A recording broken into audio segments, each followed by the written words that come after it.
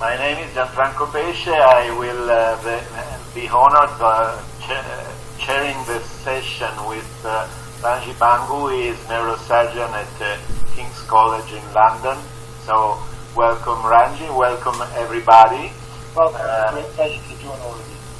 I will introduce briefly the session. The most important thing to say is that the time is very important because we have just 1 hour and there are 5 presentations to give.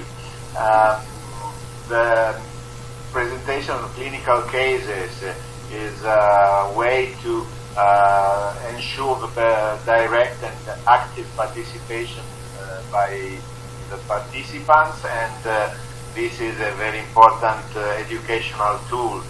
So there were many applications for that, more than 50, but we had to cut and select because of lack of time. So we selected 25 presentations, and we divided in 4 sections: 2 today and 3 today and 3 on Sunday. So we will start now with a presentation by Dr. Samim Akhtar. I hope I'm pronouncing well your name, from Kathmandu. He will speak about the glioblastoma. You have 8 minutes for presentation and 2 to 3 minutes for discussion. Then at the end, if we have time remaining, we will have a general discussion. Please, Dr. Ram. Greetings to expert panels. I would like to thank European School of Oncology to let me present this case. So, this is a 55 years old male patient, diagnosed case of glioblastoma multiforme. Patient presented with a history of headache for 10 days, projectile vomiting few episodes, and 1 episode of generalized tonic-clonic seizure 5 years back. And at the time, this contrast enhanced brain CT and MRI was done in 2015 July. So it showed 2.5 centimeter large ring enhancing lesion in the right temporal lobe with edema. So following month, craniotomy, tumor excision with gyroplasty and bone flap removal was done, and immediately after that we received the histopathology report, and it estimated glioblastoma WHO grade 4, and we also suggested EGFR, IDH1 and MGMT methylation tumor markers for this patient. And following months, this patient received concurrent chemoradiotherapy with temozolomide 120 milligram with radical brain irradiation, 60 guiders and then 200 guiders. That was a remote module available in our hospital. And after 3 months, MRI brain was done. It suggested post-surgical status of glioblastoma multiforme. The interval resolution in T1 hyperintensity due to hemorrhage within surgical cavity, no abnormal enhancement. So the tumor was excised and the tumor was resolved. So following next 2 years, the patient was in follow-up. There was no evidence of recurrence or residual disease. In February 2018, MRI brain, it revealed a small heterogeneous nodular enhancing area of 9 millimeter in anterior superior aspect of right temporal lobe, suggestive of recurrence. And after 5 months, repeated MRI brain, it showed 2.9 into 11.2 into 6.8 millimeter of heterogeneous enhancing nodular lesion, and it suggested recurrence again. Following that, we have subsequent this MRI, and again craniotomy was done. In August 2019, craniotomy operation was done. The post-surgical changes in right temporal lobe as well as the right temporal skull with ileocyst and the right temporal lobe, meningeal enhancement in the region of rear craniotomy. So there was interval increase, and this patient again went craniotomy with tumor excision. So these are the MRI scans. So we can see the right temporal lobe tumor. So it has recurred. So glioblastoma post-surgery, post-concurrent chemoradiotherapy, then relapse disease, post-20 fraction of concurrent chemoradiotherapy until this October 2019. And patient was planned for concurrent re-irradiation with chemoradiotherapy, and temozolomide was followed. March 2020, he presented with vomiting and difficulty in swallowing for 1 day, abnormal body movements, and his general physical examination was unremarkable. So, COMI score, it was normal. His other examinations were unremarkable. A CT scan was done.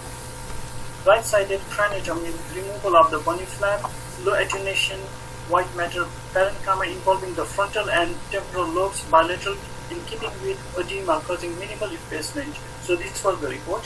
He was treated with dexamethasone, levetiracetamide, and clobazam, sodium valproate, and consulted with medical oncologist for chemotherapy. So in September 2020, the patient developed hallucination. He started crying at night, and haloperidol was started. So patient came in follow-up after 6 months. He's feeling weak from last 6 months. We plan to do CT scan of brain with baseline blood test. Patient was completed in 6 cycles of chemotherapy, and this was the second time recurrence. Now we can see the tumor recurring second time.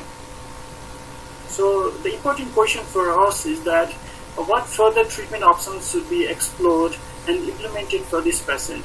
So can third-time craniotomy and excision surgery be advisable and beneficial for this patient since he has already undergone 2 surgeries? So can we administer bevacizumab or other immunotherapy for this, or targeted therapy for this patient? How much clinical benefit will be harnessed? As you know that using temozolomide, it is a good drug. I read some references, some articles, and it shows for 2 years it prolongs the life of the patient. But again, there is higher rate of recurrence of this kind of tumor, glioblastoma. So what can we do further for this patient? So I want to put this question to our experts in the panel. Thank you. Thank you very much. Do you want to say something about surgery, reoperation? Sure. So it's difficult to interpret the scans because I think that some of the contrast sequences perhaps weren't there. It's always difficult to distinguish between the effects of adjuvant treatment, particularly re-irradiation, and somebody's had a brain flap out. You always get the herniation of the brain through that cavity and then edema of the herniated brain as it comes out through the bone flap. I think that there is a role for, if the patient has a good performance status and you have a surgical target and you have adjuvant treatment that you can then go on to offer, I think that there is a role for additional surgery for the patient. But I think that the key thing under those circumstances is that you need to be able to offer something to the patient subsequently. So rather like you saw, I think the patient returned quite rapidly after the first surgery. If there's nothing adjuvant, it's very difficult. So I think that is the key. You must speak to your oncologist first and know what is your option after surgery. May I comment? I completely agree with what Ranji said. If there is a very early relapse and you have nothing to offer as an adjuvant treatment, it is very, very questionable to repeat surgery or other local treatments. I am not a big fan also for re-radiation if you don't have a really selected situation. Having said that, I think this was a patient with a quite long course of a disease, and now you want to offer something. Unfortunately, there is no evidence to prefer something. The only thing we know is that chemotherapy with CCNU is quite a standard, and re-challenge with temozolomide can be an option if the last administration of temozolomide before progression was at least 6 to 12 months before. Having said that, unfortunately, is a sad disease with very few possibilities, and as soon as you can offer a treatment in a trial, that will be the better thing to do. On the other side, if a patient is very ill and is very, very compromised from the neurological point of view, I think that also best supportive care could be a good choice. But bevacizumab, to answer your question, is an option, but there is no data to support an advantage in survival, and nivolumab, all the trials were negative. So, sir, with the hope that this tumor will not reoccur, we did surgery first time and second time. First time in 2015 August, and second time in 2019 August. But unfortunately, this tumor reoccurred. Now we are afraid that doing the surgery third time can damage the brain permanently and can inhibit his daily activities, his quality of life. Because till now, despite 2 surgeries, he's doing fine with his daily life. He is doing all the activities, except he had some few episodes of seizures. The problem with other drugs is that it doesn't cross the blood-brain barrier, and when we give higher threshold, it causes systemic toxicity.